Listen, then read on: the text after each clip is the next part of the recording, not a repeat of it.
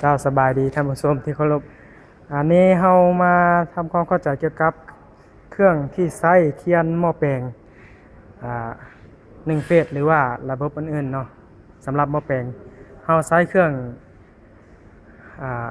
ออโต้ชนิดนี้ในการเขียนหม้อแปลงก่อนอื่นเบิดเฮาต้องทำความเข้าใจเกี่ยวกับสเกลตรงนี้บอร์ดนี้เนาะก่อนอื่นเบิดเฮาต้องปรับมาที่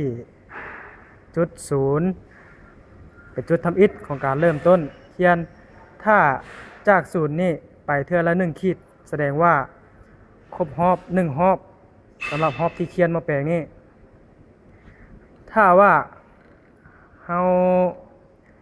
เขียนไปแล้วก็ครบจำนวนรอบแสดงว่าทั้งเบิดนี้เท่ากับ100 รอบ100 รอบของสเกลเทิงนี่เท่ากับหนึ่งขีดของสเกลรูปนี้เมื่อเราปรับค่าที่จุดศูนย์เรามาสาธิตกันเลยเนาะก่อนอื่นจะหามจุดนี้ออกอันเนี้ยนี่เนาะแล้วก็เอาหม้อแปลงนี้เข้าอันนี้เรียกว่าป้อหม้อแปลงเข้าไปแบบนี้เอาเข้ากับผิดเลยนะบ่ผิดดอกนี่สเกลตัวนี้เนาะที่ผมบอก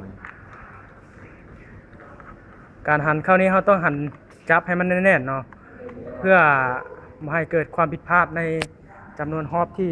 เรานับอยู่บนนี้หั่นเข้าไปแน่นๆเลยบาร์โอเค